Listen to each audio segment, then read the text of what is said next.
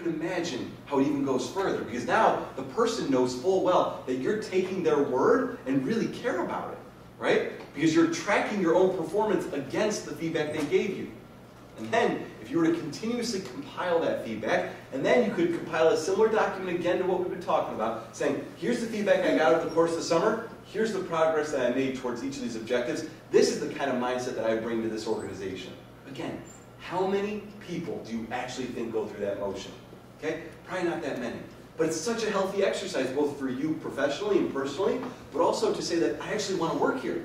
Because you've identified some gaps, I'm really trying to work at those. Right? And I'm the same kind of person who's going to bring that same attitude as a full-time professional. Right? It's not just during my 10 weeks. So again, it's the idea of inquiring relentlessly, soliciting feedback, and tracking and communicating your performance against those areas of development. Okay? That's what Stu taught me in that quote. All right? Next one. Another little nature scene. It's like a giant TED Talk. All right? Just like a bunch of pictures. Probably not exactly your standard, Word and PowerPoint thing, right? You're probably used to a bunch of little bullet points, micro font, and everybody's got their little note sheets, all right? Not the case here, all right? So we've got a picture of a crevasse here, all right? A little gap in this mountain, okay? And I want you to think about this little gap between these pieces of rock. When you are a summer intern, okay? Or full-time for that matter, it's still true today. I'll give you an example in both cases, all right? When you think of that gap, think of it as a void, okay? Finding a void within your company that you're going to be a part of and filling that void. So putting a ladder across that gap, okay? That is another thing for you to think about during your summer internship. Finding voids and filling those voids, okay? So a void may be, let's say, I don't know, let's say you're going to work at that tech consulting company in DC. Maybe they don't focus enough on New York-based tech startups. Let's say. I doubt that's a problem for them, but let's say they did, okay? And you have a network of people in New York, right? You're identifying a void and you're filling that void, right? You can imagine the applications, right? This is another example of you going above and beyond your job description, right? Saying this is how I'm adding value in ways beyond what you hired me to do, okay? And it can be small or incremental, or large rather, small or large, okay? You could have a partner, let's say, okay? And I'm speaking again in consulting speak because this is the world I come from, right? A partner or a senior leader in the organization saying, you know what? Candidly, just FYI, my kid is applying to college in the fall, right? They may share that with you. And you say, oh, okay, all right, well, I go to Penn if they got any questions, feel free to shoot me, Okay, that's good, okay? But there's a bigger void there. If they're bringing it up to you at work, it's really on their mind, okay? Their child is applying to college. Well, what college? Inquire, ask the questions, and help them fill this void, okay? It applies both personally and professionally, okay? This idea of filling gaps that people need help with. You've got resources, or you know people who have resources, bring them to the table. Introduce them. Make it happen, all right? So finding voids and filling them. Let me give you one example, to the point, you guys are working, going into full-time roles. I was approached a couple weeks ago by the president of Bloomberg Business Week, okay? So the person who leads, if you guys ever read Business Week, if you don't, I definitely encourage you to check it out. It is hotter than what it used to be at McGraw-Hill. It's got really cool graphics, punchy, all right? So there's this magazine, Business Week. You've heard of it. It's got about 900,000 subscribers. And the guy emailed me, the president of Business Week, he said, I want you to come to our conversation with ways that we can increase our presence on business school campuses. Okay? He just said, I've never met you before, happy to meet, totally fine, bring ideas. Okay? And this, a couple weeks ago. Okay? So it's pretty distant. He probably had dozens of meetings between then and the time we met yesterday. But you know what? I came to that conversation with 10 ideas on a piece of paper that he then literally pulled in his sales team to the meeting and said, you know what? You guys need to talk. Okay? Because you got ideas, they're not doing it, this needs to happen. Okay? Again, finding voids and filling them. Okay? That, again, doesn't exactly pertain to my world of onboarding new hires at Bloomberg, right? This is Business Week. This is a revenue-generating part of the business. It's not a support function. That's what I'm talking about. Finding voids, filling them in ways that are even outside of your role. All right. Who's been to meetings? Who's been to some meetings? Dylan's been to meetings. Yeah, we got some meetings here, right? Chad's been to meetings, okay? Anybody been to like a professional meeting, like a work meeting?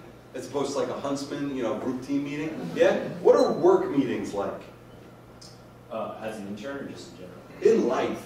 What are they like? In life, they're very, I guess mine were like very dictated by one person, and then everyone else was pretty like, either jumped into a commentary at the end or just was kind of... Yeah, it's like, yes, I will do that. Yes, absolutely. Yeah, same for you, similar experience? I find work meetings much more efficient than hunting meetings. I don't know, because people... Less Facebook. Yeah. They have more buy-in, or they know their boss is watching, but I think people are much more to the point. Okay. Anybody else had some work meetings? Yeah? Say husband meetings a little more efficient than work meetings. Okay. I don't know. Interesting. Yeah. The divergence. I guess people, like, if there isn't a clear leader, if you have like a lot of peers on one team, it's hard to know what the point of it was. And we just did like statuses and then went back to our works, but your circles already knew what everyone's working on. Really see. So why even have a meeting? Yeah. It's kind of foolish. Yeah, I hear what you're saying. You've had some meeting experience? Had some meetings. A lot of our meetings are go over what was discussed last meeting. Wow.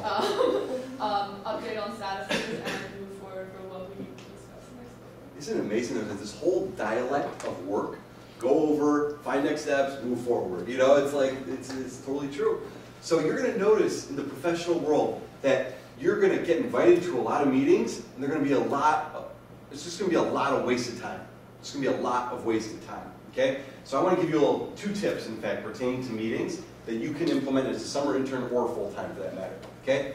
When you are invited to or are the one organizing a meeting, okay, as a summer intern or full-time, you should lead, your first words out of your mouth are, hey, just want to confirm we have 30 minutes together. Is that correct? That is the first question you ask, okay? Just want to confirm. The second that you say, yeah, we got 30 minutes, totally cool, yeah, that instantly brings the person into the conversation. I am committed to these 30 minutes, okay? And I'm not ducking out at 15 unless somebody calls my cell phone and says that I need to leave work immediately. I'm there, okay? So you get commitment. You say, okay, I've got you for 30 minutes. My assumption that I sent out the invite and you accepted the calendar invitation is correct.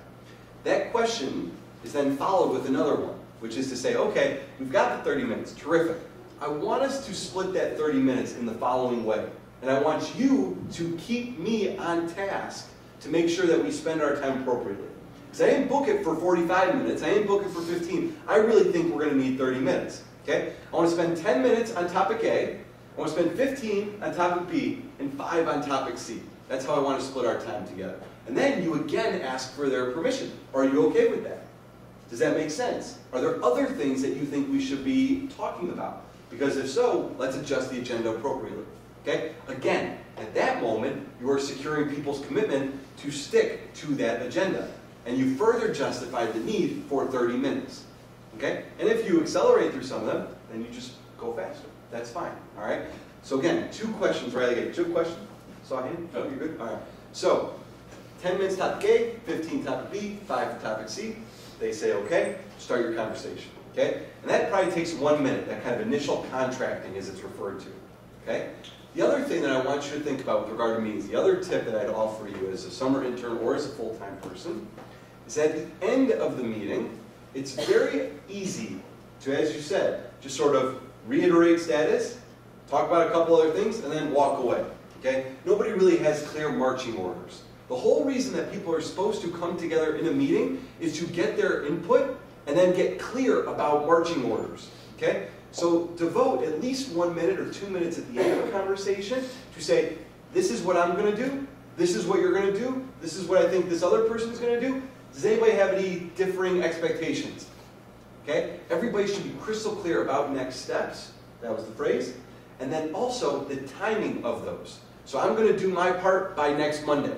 And if I don't, call me out. And you're going to do your part by next Wednesday. And if you don't, I'm going to call you out. Right? This whole notion of transparency in conversation. Okay? So asking initially, I've got a half hour, here's how I want to spend it, is that fair? And then the other piece is, at the end of the meeting, here's what I think the next steps are, the action items are, do you see it differently? What is the timeline around which we're working? Okay? And then the willingness to hold each other accountable to those timelines. All right. Final little quote, just to think.